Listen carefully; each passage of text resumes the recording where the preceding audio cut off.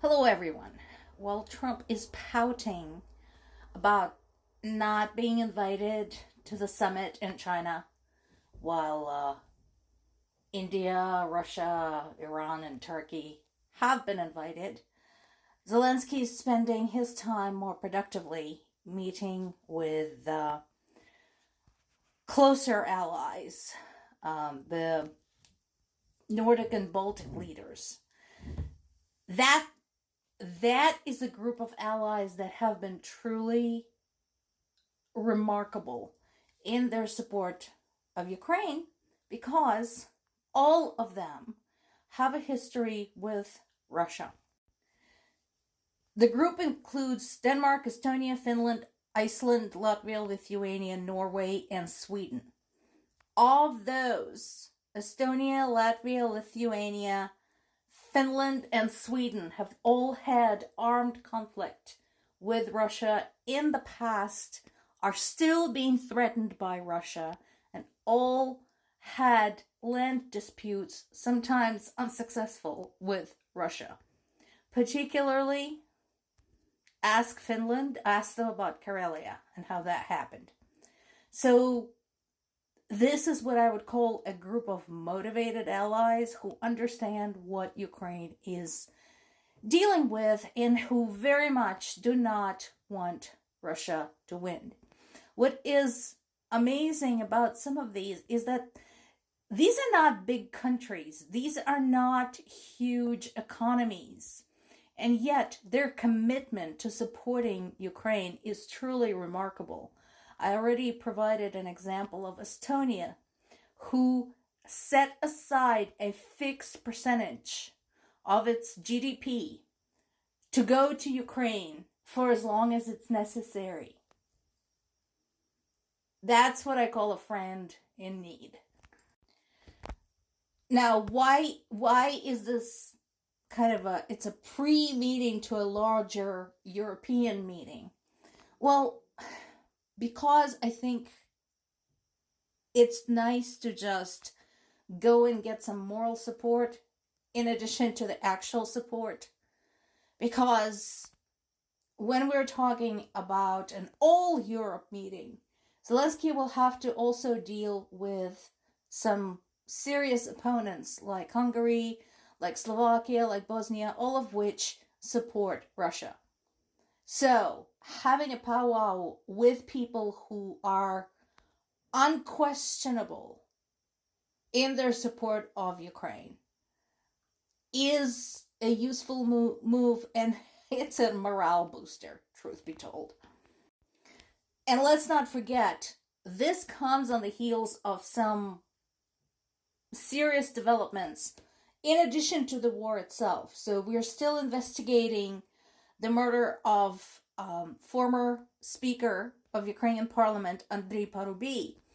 And one of the things that has come up is Russia's insistence that Ukraine needs to be denazified.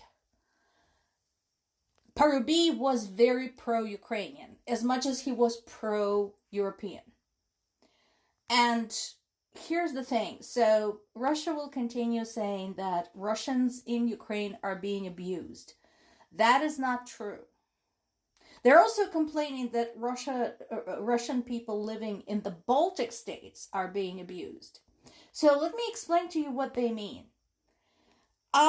Wouldn't you agree that when you go to live in a country, you should be able to speak the language of that country in order to get around and get a job? In fact, isn't that one of the biggest complaints by some Americans against immigrants? That we don't speak good enough English and we refuse to integrate? Well, that is a problem with Russians who choose to live outside Russia, but are outraged by the fact that nobody around them speaks Russian. That when they live in Latvia, they're expected to speak Latvian to have a job or to get service. Or that when they live in Lithuania, they're expected to speak Lithuanian. That is the extent of the abuse that Russia is referring to. that Russians are not welcome with the open arms because they act like entitled assholes, and that they're expected to speak the language of a country where they reside. The conversation about additional air defenses also comes on the heels of taking stock of what we have going on the ground among the infantry.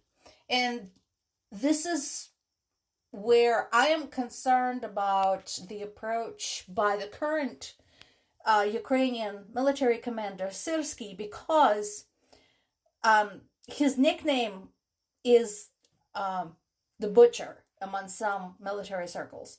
And the people of Ukraine know this. Why is that? Because he does have a tendency to slip into the Russian approach to infantry warfare and just keep throwing as many people as possible into battle, hoping to overwhelm the opponent with numbers. That needs to stop. And I'm glad they are developing the ground drones with various functionalities to give the infantry some support, because we do not have that amount of bodies to throw away. And we do not want the same reputation as the Russian army for basically sacrificing the troops at, whatever quantities required per day. Speak of the devil, during the meeting in China, Putin has praised the North Korean soldiers, 12,000 of them that we know of, for participating in this travesty, calling them heroes and brave warriors. Dude, they're not heroes, they're not brave warriors. Be honest about it. They were cannon fodder. They were meat to be thrown into the meat grinder, where you didn't want to sacrifice Russian nationals because you're a fucking nationalist. So at least be honest about it.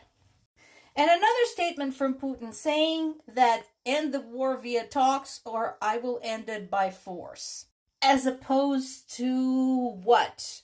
What is happening now? Is that not already force?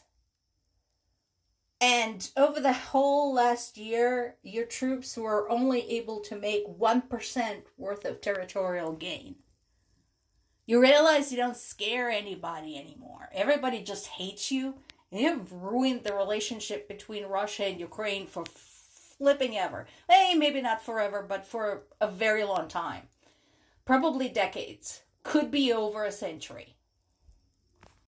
Case in point, Putin's threat of using force would have weight had he not been already doing this, using force.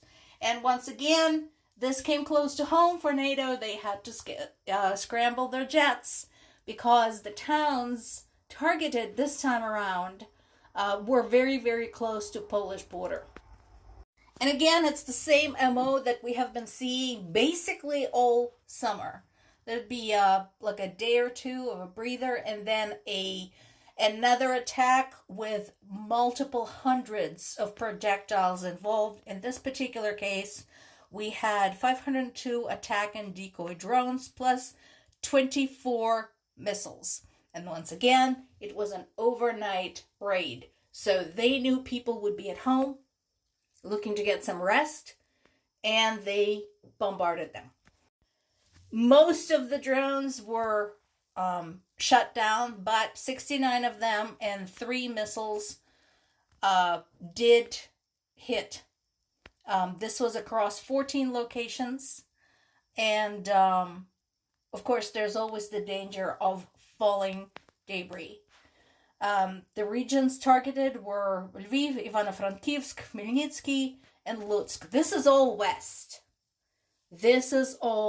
west. So yeah, this is very close to home for Poland.